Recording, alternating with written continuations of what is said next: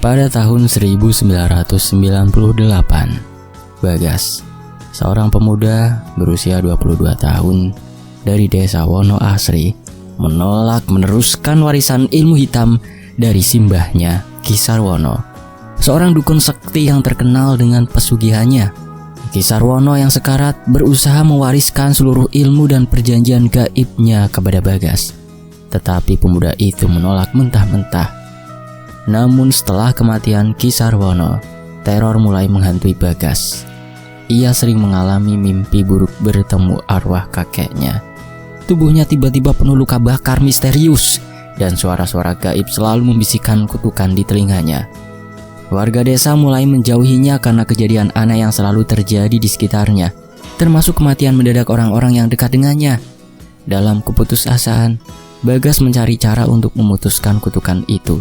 Dengan bantuan Mbah Kromo, seorang sesepuh desa yang memahami ilmu putih, Bagas melakukan ritual pemutusan warisan gaib di punden desa. Namun, ritual itu memancing kemarahan arwah Ki Sarwono yang ditunggangi oleh iblis yang muncul dalam wujud mengerikan dan menyerang Bagas. Dalam pertarungan terakhir, Bagas berhasil membakar pusaka warisan Ki Sarwono, sebuah jimat yang menjadi sumber kekuatannya. Arwah Ki Sarwono menghilang dalam jeritan menyayat dan kutukan pun sirna. Namun sebagai akibatnya, Bagas kehilangan kesadaran selama beberapa hari. Saat terbangun, ia merasakan tubuhnya lemas, tetapi tidak lagi dihantui.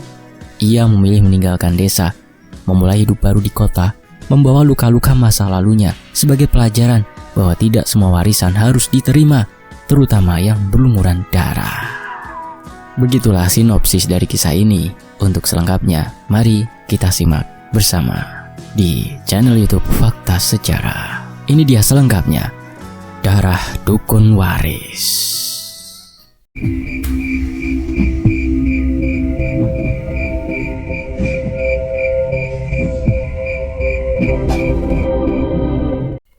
Tahun 98, desa Wiroasri diselimuti kabut tipis saat Bagas melangkah turun dari angkudes. Angkutan berwarna kuning.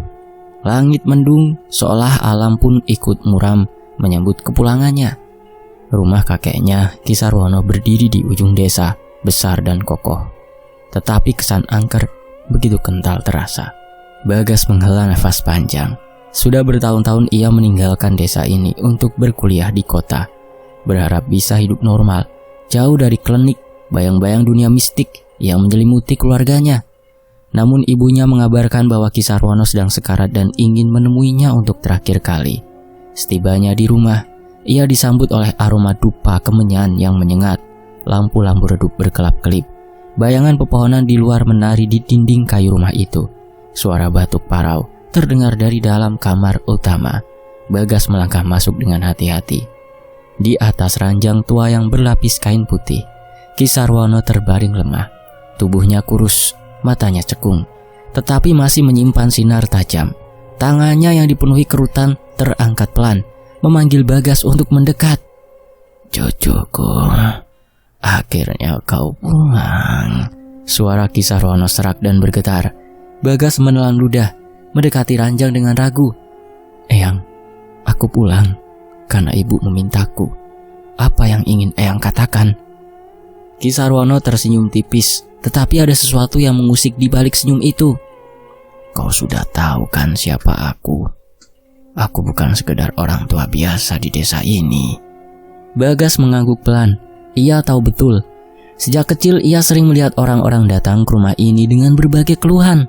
Dari penyakit aneh, bisnis yang merugi, hingga orang yang ingin mendapatkan kekayaan dengan cara instan. Dan Ki Sarwono adalah spesialis pesugihan, selalu punya cara untuk membantu mereka dengan pengorbanan yang tak pernah diceritakan secara gamblang. "Aku sudah tak punya banyak waktu lagi, cucuku," lanjut Ki Sarwono. "Ilmu ini harus diwariskan. Kau adalah satu-satunya keturunanku yang selayak-layaknya menerimanya." Bagas mengernyitkan dahi. "Eyang, aku tidak butuh ilmu itu. Aku ingin hidup normal. Aku kuliah supaya bisa bekerja seperti orang lain, bukan untuk jadi dukun seperti Eyang. Mata Ki Sarwono menajam. Hidup normal? Kau pikir dunia ini hanya bisa ditaklukkan dengan akal sehat? Apa kau pikir bisa selamanya lari dari takdirmu? Bagas menggeleng. Aku tidak percaya takdir semacam itu. Aku ingin hidup bersih, tanpa campur tangan hal-hal yang tidak terlihat. Suasana ruangan tiba-tiba berubah. Udara terasa lebih berat. Ki Sarwono menarik nafas panjang. Matanya berkilat dengan amarah yang tertahan. Jika kau menolak, maka bersiaplah menghadapi konsekuensinya. Bagas merasa bulu kuduknya meremang. Ada sesuatu dalam nada suara kakeknya yang membuatnya waspada. Tetapi ia tetap pada pendiriannya. Maaf Eyang, aku tidak bisa. Ki Sarwono terdiam. Nafasnya tersengal. Bibirnya bergerak-gerak pelan, seperti merapal sesuatu yang tak terdengar. Mata tuanya menatap Bagas dengan penuh ketegangan, sebelum akhirnya ia menghembuskan nafas terakhirnya. Bagas terpaku. Sesaat ruangan terasa sunyi. Namun, keheningan itu tidak membawa ketenangan. Justru ada sesuatu yang terasa janggal. Malam pertama setelah kematian Ki Sarwono, rumah itu terasa lebih dingin dari biasanya. Bagas tidak bisa tidur nyenyak. Setiap kali memejamkan mata, ia merasa ada sesuatu yang mengawasinya dari sudut ruangan. Angin berdesir pelan, tetapi terdengar seperti bisikan yang samar.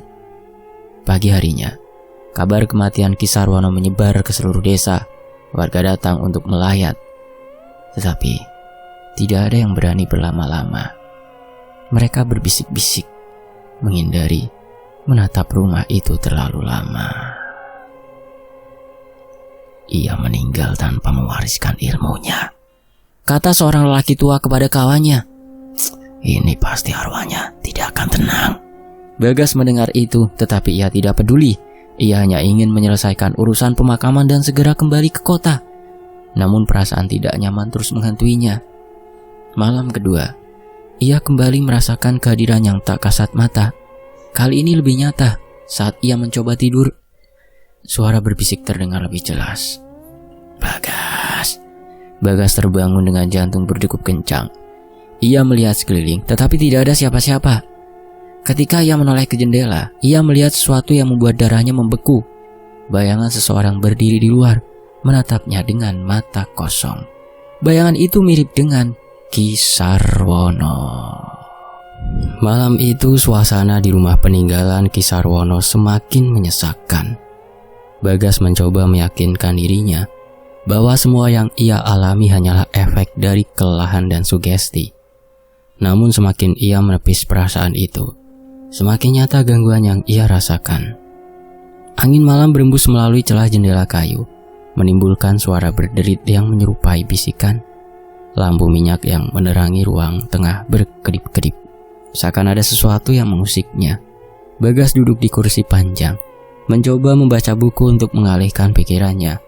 Namun ketenangan itu tak berlangsung lama. Tap, tap. Suara langkah kaki bergema di atap genteng. Bagas menoleh tapi tak ada siapapun. Dadanya terasa sesak, bulu kuduknya meremang. Ia menghela nafas, mencoba menenangkan diri. Sugesti, hanya sugesti, gumamnya. Namun saat ia kembali menundukkan kepala, ia menangkap sesuatu di sudut matanya.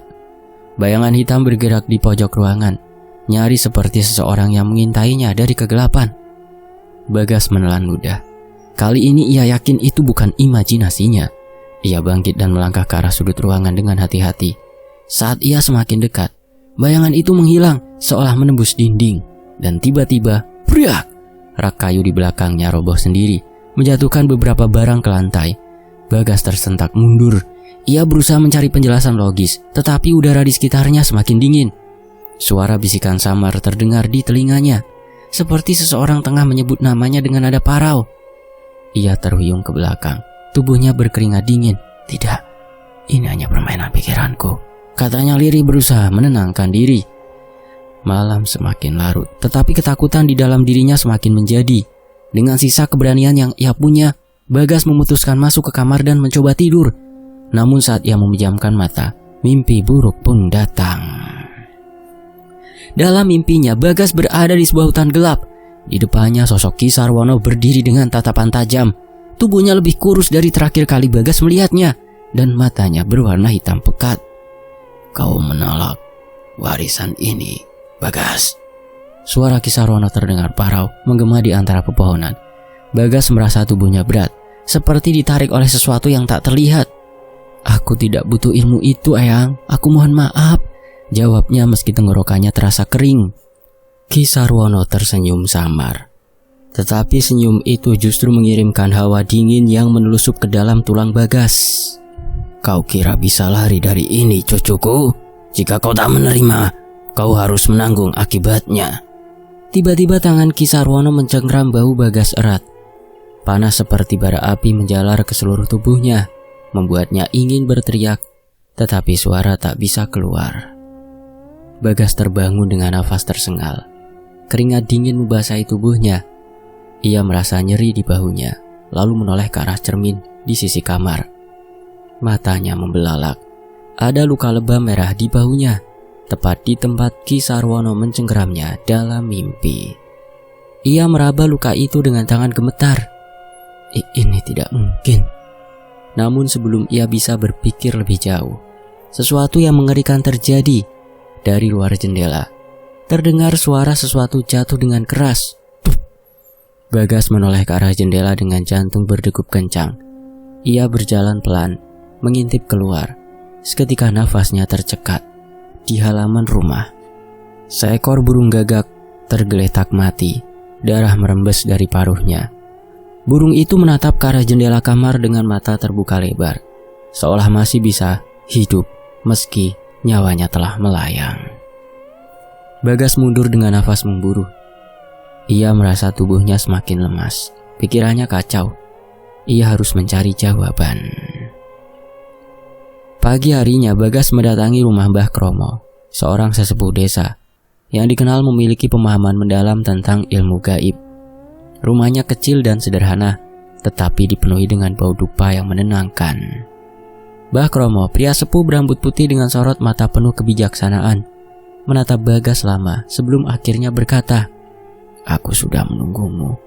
Bagas terkejut. "Menunggu saya?"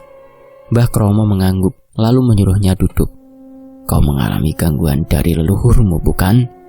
Bagas mengangguk pelan, menceritakan semua yang ia alami. Mimpi buruk, luka-luka misterius, bayangan di rumah, hingga burung gagak yang mati secara aneh.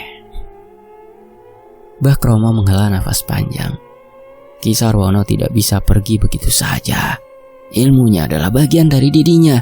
Selama kau belum menerima atau memutus warisan itu dengan cara yang benar, arwahnya akan terus mengikutimu. Bagas mengepalkan tangan. "Saya tidak ingin menerima warisan itu, Mbah. Saya hanya ingin hidup normal." Mbah Kromo menatapnya tajam. "Kau pikir menolak begitu saja bisa menghapus jejak darah yang mengalir di tubuhmu? Tidak semudah itu, Nak. Ada pengorbanan yang harus kau lakukan." Bagas menggigit bibirnya. Perasaan takut dan bingung bercampur jadi satu. Lalu apa yang harus saya lakukan, Mbah? Mbah Kromo terdiam sejenak, sebelum akhirnya berkata dengan suara berat, "Kau harus bersiap, Bagas. Ini baru permulaan. Jika kau tetap keras kepala, teror itu akan semakin kuat. Ki Sarwono tidak akan berhenti sampai kau tunduk pada kehendaknya, atau sampai kau menemukan cara untuk benar-benar membebaskan dirimu." Bagas menelan ludah. Untuk pertama kalinya, ia merasa bahwa dirinya benar-benar berada dalam bahaya. Namun, meskipun semua tanda-tanda itu semakin jelas, ia tetap berpegang teguh pada keyakinannya. Ia tidak ingin terjerumus dalam dunia yang selama ini ia hindari. Bagas berdiri dan menatap Mbah Kromo dengan mantap. "Saya tidak akan menerima warisan itu, Mbah. Saya akan mencari cara lain untuk menghentikan semua ini."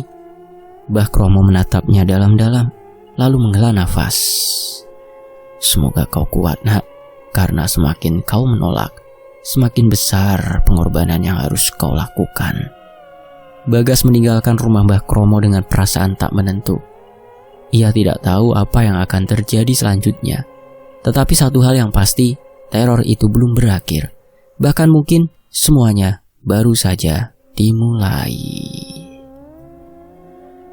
Hari-hari di desa Wiro Asri semakin mencekam. Warga desa yang sebelumnya hanya bergunjing kini benar-benar ketakutan. Rumah peninggalan Ki Sarwono yang dulu disegani kini dipenuhi aura kegelapan yang menyesakkan. Banyak kejadian aneh terjadi di sekitar rumah itu, dan pusat dari semua kejadian mengerikan itu adalah Bagas. Suatu pagi, seorang petani bernama Pak Min menemui kepala desa dengan wajah pucat pasi. "Pak Lurah, sawah saya, padi saya mendadak kering semua semalam. Ini pasti ada hubungannya dengan rumah Ki Sarwono dan ilmu-ilmu hitamnya." Beberapa warga lain juga mulai melaporkan kejadian serupa. Ayam-ayam yang tiba-tiba mati tanpa sebab, sumur-sumur yang airnya berubah bau, dan suara-suara aneh yang terdengar dari sekitar rumah Ki Sarwono. Tidak hanya itu, beberapa warga yang mencoba mendekati rumah tersebut mengaku melihat sosok hitam tinggi berdiri di pekarangan, seolah-olah menjaga sesuatu. "Ini bukan hal biasa," bisik seorang ibu-ibu di warung. "Arwah Ki Sarwono masih berkeliaran. Mungkin karena cucunya menolak menerima warisan ilmunya." Bagas tidak terlalu memikirkan omongan warga desa, tetapi kejadian aneh itu semakin mendekat padanya secara langsung. Suatu sore, Rudi, sahabat lama Bagas dari kota, datang berkunjung. "Gas, kamu gak kelihatan baik-baik aja," kata Rudi sambil meletakkan sebotol jamu di atas meja. "Kamu makin kurus, mukamu pucat. Aku gak ngerti, tapi aku ngerasa ada yang gak beres." Bagas menghela nafas berat. "Aku gak bisa jelasin, Rud. Ada sesuatu di rumah ini." Rudi menatap sekeliling, lalu tertawa kecil. "Kamu mulai percaya yang aneh-aneh ya? Udah, angin-anginan doang kali." Namun saat ia meneguk kopi yang disajikan Bagas, wajahnya mendadak berubah tegang. Matanya melebar, nafasnya tersengal. "Rudi, kamu kenapa?" tanya Bagas panik. Rudi menatap sesuatu di belakang Bagas. Wajahnya pucat, bibirnya bergetar. "Gas, di belakangmu." Bagas spontan menoleh. Tidak ada siapa-siapa di sana. Tapi saat ia kembali menatap Rudi, sahabatnya sudah berdiri dengan tubuh gemetar. Aku harus pergi. Aku harus pergi sekarang juga dari rumah ini." Rudi buru-buru keluar dengan tergesa-gesa, bahkan tanpa pamit. Bagas masih bingung dengan sikap sahabatnya. Namun, sejam kemudian, ia mendapat kabar mengejutkan. Rudi mengalami kecelakaan di jalan utama desa. Motornya menabrak pohon besar. Warga yang menolongnya mengatakan bahwa sebelum kecelakaan, Rudi sempat menjerit ketakutan, seperti melihat sesuatu yang mengerikan. Rudi dilarikan ke rumah sakit dalam kondisi kritis. Bagas terpukul. Apa yang sebenarnya terjadi pada Rudi? Apakah ini ada hubungannya dengan sesuatu yang ia tolak selama ini? Malam setelah kejadian itu, situasi di rumah Bagas semakin mengerikan. Tumbuhan di sekitar rumahnya mengering dalam semalam. Bunga-bunga layu, pohon jambu di halaman yang biasanya rimbun, kini hanya menyisakan ranting-ranting kering. Udara di sekitar rumah selalu lebih dingin dibandingkan tempat lain di desa. Bagas sendiri mulai merasakan perubahan dalam tubuhnya. Ia sering merasa lemas, kepalanya pusing, dan suhu tubuhnya naik turun tanpa sebab jelas. Mantri desa yang memeriksanya tidak menemukan penyakit apapun. Secara medis, sampean sehat nak Bagas. Tidak ada yang salah dengan tubuhmu kok. Tapi ia tahu ada sesuatu yang salah. Ia bisa merasakannya. Tengah malam, Bagas terbangun dengan tubuh berkeringat. Di dadanya muncul lebam berwarna hitam yang semakin membesar. Dan yang paling mengerikan, ia mulai mendengar suara Ki Sarwono. "Kau semakin lemah Bagas. Terimalah warisan ini atau kau akan binasa." Bagas meremas rambutnya frustasi. Ia tidak bisa lagi menyangkal. Ini bukan kebetulan. Ini adalah kutukan. Dalam keadaan putus asa, keesokan harinya Bagas kembali menemui Mbah Kromo. Sesepuh desa itu menyambutnya dengan wajah yang sudah dipenuhi kekhawatiran. "Kau datang lagi nak," katanya pelan. "Aku sudah memperingatkanmu. Kini waktunya semakin sempit." Bagas duduk di tikar pandan dengan tubuh lemas. "Bah, saya sakit bah. Teman saya hampir mati setelah melihat sesuatu di rumah. Semua orang mulai ketakutan. Saya benar-benar tidak tahu harus bagaimana lagi. Mbah Kromo menyalakan dupa dan menggumamkan doa. Ia menutup mata sejenak, seolah mencoba membaca sesuatu dari alam gaib. Setelah beberapa saat, ia membuka matanya dan menatap Bagas dengan sorot yang berat. Arwah Ki Sarwono menolak pergi karena warisannya belum berpindah. Bagas, kau tidak bisa lari begitu saja. Ada dua pilihan bagimu, menerima ilmu itu atau menemukan cara untuk benar-benar memutusnya. Bagas menelan ludah. Kalau saya tetap menolak, Mbah Kromo menarik nafas panjang. Kutukan itu akan terus menggerogotimu. Jika kau tidak hati-hati, kau bisa mati. Atau lebih buruk lagi, arwah jahat bisa menjadikan tubuhmu sebagai perantara mereka. Darah Bagas akan berhenti mengalir. Perantara? Mbah Kromo mengangguk. Arwah yang haus kekuatan bisa menggunakan tubuh orang yang lemah untuk bertahan di dunia ini. Jika kau terus menolak tanpa tindakan yang benar, tubuhmu bisa menjadi wadah bagi sesuatu yang jauh lebih mengerikan. Bagas merasakan ketakutan yang belum pernah ia alami sebelumnya. Ia tidak ingin mati, tapi ia juga tidak ingin menerima warisan kelam itu. Kini ia hanya memiliki sedikit waktu untuk mencari jalan keluar sebelum semuanya terlambat.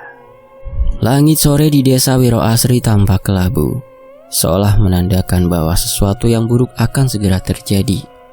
Bagas duduk di serambi rumahnya dengan perasaan kalut. Sejak pertemuannya dengan Mbah Kromo, ia tahu ia tidak bisa lagi menghindari kutukan ini. Ia harus mencari cara untuk menghentikan semua ini sebelum tubuhnya benar-benar hancur. Namun bagaimana caranya?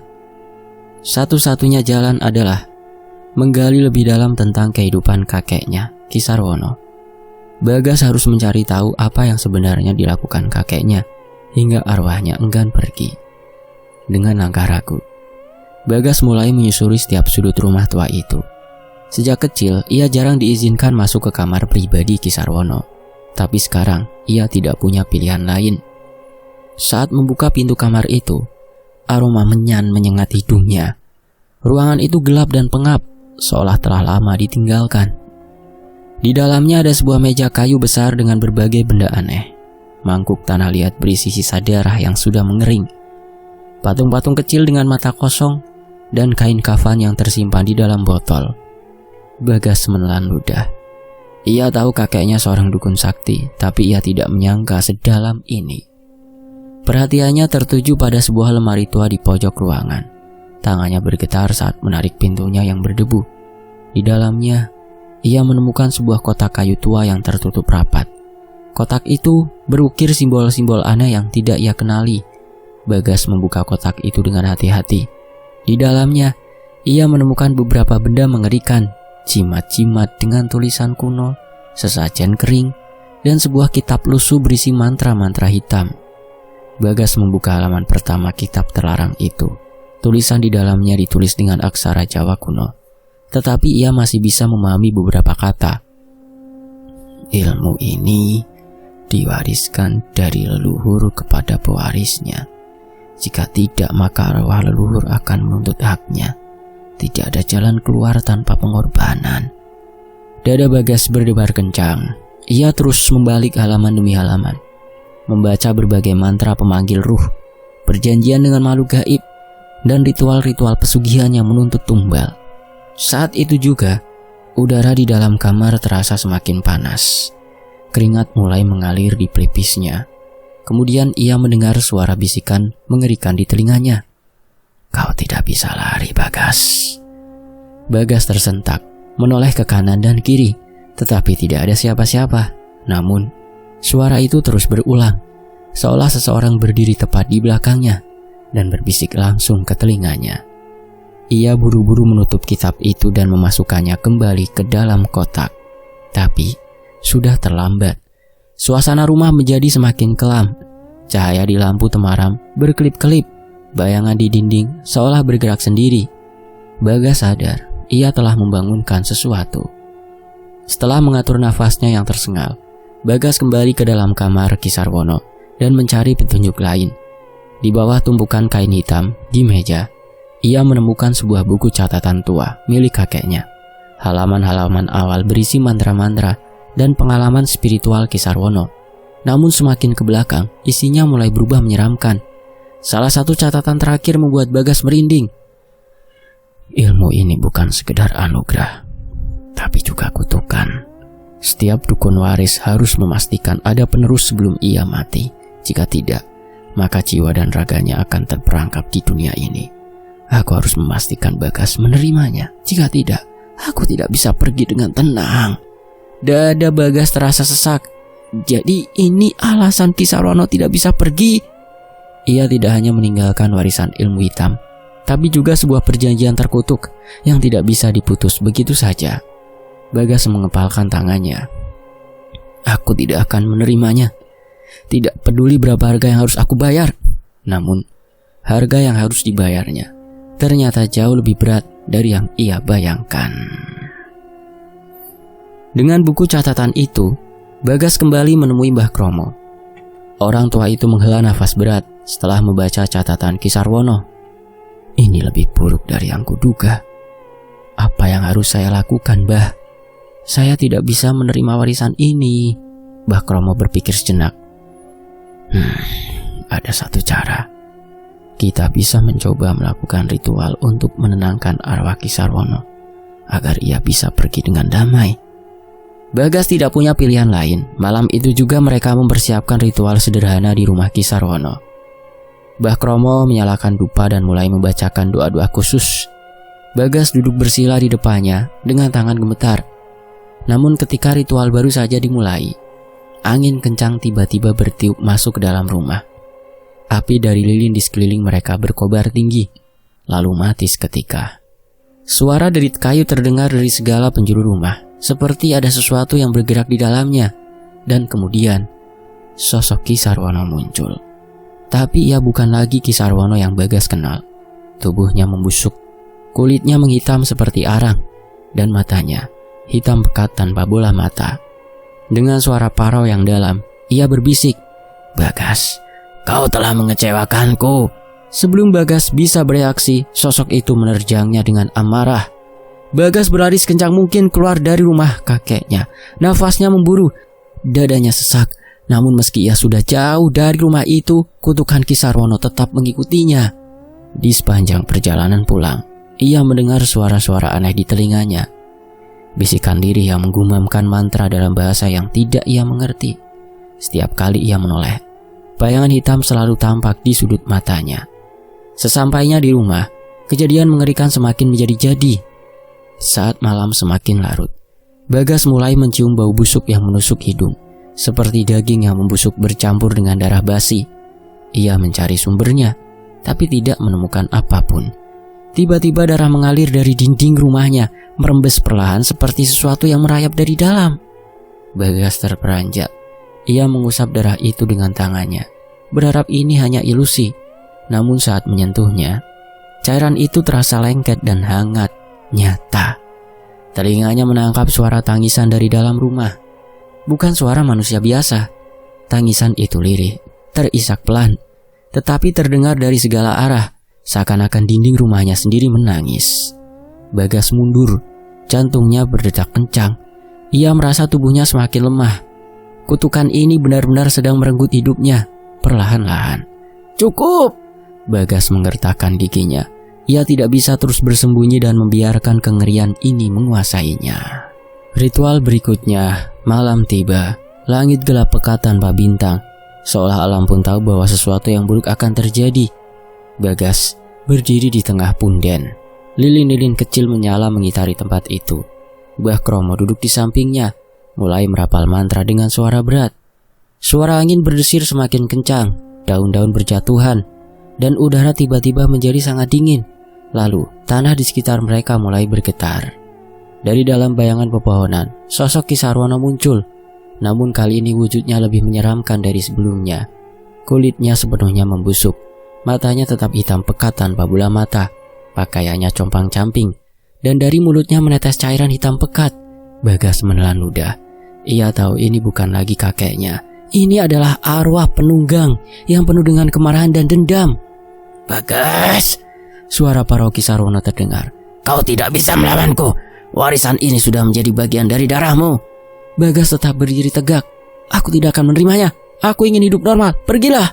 Kisarwono tertawa. Suara tawanya menggelegar hingga menggema di antara pepohonan. Kau pikir aku memberimu pilihan? Tiba-tiba, bayangan hitam merayap dari tanah, membentuk tangan-tangan yang berusaha meraih Bagas. Bagas berteriak. Tubuhnya hampir terseret ke dalam kegelapan. Namun, Mbah Kromo segera menaburkan garam dan membakar dupa, membuat tangan-tangan itu menghilang seketika. Ritual terus berlangsung. Mbah Kromo meningkatkan suara mantranya, menciptakan pelindungan di sekitar mereka. Bagas tahu ia harus melakukan sesuatu. Ia merogoh kantongnya dan mengeluarkan kitab hitam yang ia temukan di kamar Kisarwono. Dengan tangan gemetar, ia membuka halaman terakhir. Mantra pemutus warisan. Bagas mulai membacakan mantra itu dengan suara lantang. Kisarwono meraung kesakitan. Tubuhnya mulai bergetar dan bagian-bagian tubuhnya mulai meleleh seperti lilin yang terbakar. Tidak, kau tidak bisa melakukan ini. Namun Bagas tetap melanjutkan mantra itu. Meskipun tubuhnya terasa semakin berat, ia tahu jika ia berhenti maka semuanya akan sia-sia. Angin bertiup semakin kencang. Langit bergemuruh dan tanah bergetar dengan keras. Kisarwono berusaha menyerang Bagas untuk terakhir kalinya, tapi sebelum ia bisa menyentuhnya, tubuhnya tiba-tiba hancur menjadi abu. Arwah yang menyerupai Kisarwono akhirnya musnah. Suasana tiba-tiba menjadi hening. Angin berhenti bertiup dan udara kembali terasa hangat. Bagas jatuh tersungkur ke tanah. Tubuhnya lelah, tetapi ia tahu satu hal. Ia telah menang. Malam itu, setelah ritual berakhir, angin yang sebelumnya berembus kencang perlahan mereda. Suasana desa yang tadinya mencekam kembali sunyi. Warga yang sejak tadi bersembunyi di rumah masing-masing mulai keluar dengan hati-hati. Mereka menatap punden dari kejauhan, melihat Bagas terbaring lemas di tanah. Sementara Mbah Kromo duduk bersila dengan mata terpejam, mengucapkan doa-doa terakhir. Bagas tidak sadarkan diri, tubuhnya dingin. Keringat membasahi wajahnya dan nafasnya tersengal. Mbah Kromo segera meminta beberapa warga untuk membawanya kembali ke rumahnya. Istirahatlah nak Bagas, kau telah melalui ujian yang berat, bisik Mbah Kromo sambil menyelimuti tubuh Bagas dengan kain hangat. Namun meskipun tubuhnya tertidur, jiwanya masih terjebak dalam sebuah dimensi yang berbeda, terjebak dalam mimpi pertemuan terakhir dengan Kisarwono. Dalam alam bawah sadarnya, Bagas menemukan dirinya berada di sebuah tempat yang asing. Sebuah lapangan luas dengan langit berwarna abu-abu. Di tengah lapangan itu berdiri seorang pria tua mengenakan pakaian putih sederhana. Namun kali ini, ia tidak tampak menyeramkan. Wajahnya tidak lagi dipenuhi amarah. Matanya tidak lagi hitam pekat. Ia terlihat seperti seorang kakek biasa, seseorang yang Bagas ingat dari masa kecilnya. Sebelum ia mengetahui semua hal tentang ilmu hitam dan pesugihan. Kau telah memilih jalanmu, Bagas. Suara Kisarwono terdengar lembut, jauh berbeda dari sebelumnya. Bagas menatapnya dengan campuran emosi, antara marah, sedih, dan lega. Kenapa kakek melakukan semua ini? Tanyanya. Kisarwono tersenyum kecil, wajahnya terlihat jauh lebih damai. Karena aku takut kehilangan segalanya, kekuasaan, kekayaan. Semua itu membuatku lupa bahwa ada harga yang harus kubayar. Bagas mengepalkan tangannya. Aku tidak ingin menjadi seperti kakek. Kisarwono mengangguk. Iya, dan kau berhasil membuktikan bahwa kau lebih kuat dariku. Ia menatap Bagas dengan penuh haru. Aku bangga padamu, cucuku. Setelah berkata demikian, tubuh Kisarwono perlahan memudar seperti abu yang ditiup angin. Sekarang jalani hidupmu tanpa bayanganku, katanya sebelum benar-benar menghilang. Bagas merasa dadanya lebih ringan. Ia tidak lagi merasakan tekanan yang selama ini menghantuinya. 3 hari kemudian, Bagas akhirnya membuka matanya. Ia mendapati dirinya berada di rumah Mbah Kromo dengan beberapa warga desa duduk di sekelilingnya. Syukurlah kau sadar, nak, kata Mbah Kromo dengan senyum tipis. Bagas menggerakkan tubuhnya dengan pelan. Tubuhnya masih terasa lemah, tetapi jauh lebih baik dibandingkan sebelumnya. Apa semuanya sudah berakhir? Tanyanya lirih. Mbah Kromo mengangguk. Kutukan itu telah lenyap. arwah Ki Sarwono telah pergi untuk selamanya. Bagas menghela nafas panjang. Ia merasa seperti seseorang yang baru saja kembali dari kematian. Namun ketika ia melihat ke sekeliling, ia sadar bahwa meskipun kutukan telah berakhir, hidupnya tidak akan pernah sama lagi. Meskipun banyak warga desa yang bersyukur bahwa teror telah berakhir, mereka tetap tidak bisa sepenuhnya menerima Bagas seperti dulu. Beberapa orang masih menatapnya dengan curiga, sinis. Ada yang berbisik-bisik di belakangnya, menyebutnya sebagai anak dukun waris, atau orang yang pernah berurusan dengan dunia gaib. Meskipun Bagas tahu itu bukan salahnya, ia tidak bisa mengubah pandangan mereka dalam semalam. Akhirnya setelah beberapa hari mempertimbangkan, ia mengambil keputusan. "Bah, aku akan pergi dari desa ini," kata Bagas pada Mbah Kromo. Orang tua itu menatapnya dengan mata penuh pengertian. "Apakah kau yakin?" Bagas mengangguk. "Iya, aku ingin kembali ke kota, hidup dengan yang benar-benar baru. Aku ingin bebas dari bayangan masa lalu, Mbah." Mbah Kromo tidak mencoba menahannya. Ia tahu bahwa ini adalah pilihan terbaik bagi Bagas. "Baiklah nak, kemanapun kau pergi, ingatlah satu hal. Jangan pernah kembali ke jalan yang telah menghancurkan keluargamu," pesan Mbah Kromo. Bagas tersenyum kecil. "Iya, aku janji, Bah." Pagi itu, dengan sebuah tas kecil berisi pakaian dan beberapa barang penting, Bagas berjalan menuju jalan utama desa. Ia menoleh sekali lagi ke belakang, melihat rumah kakeknya dari kejauhan. Rumah yang kini kosong, tanpa penghuni, tanpa energi jahat yang dulu menyelimutinya. Ia menghembuskan nafas panjang. Kini, masa lalunya tertinggal di desa Wiro Asri. Ia tidak tahu kemana hidup akan membawanya, tetapi satu hal yang pasti, ia akan menjalani hidup sebagai dirinya sendiri, tanpa warisan hitam yang pernah menghantuinya. Demikianlah sebuah kisah Darah Dukun Waris. Sampai jumpa di kisah lainnya, hanya di Fakta Sejarah. Wassalamualaikum. Alhamdulillah.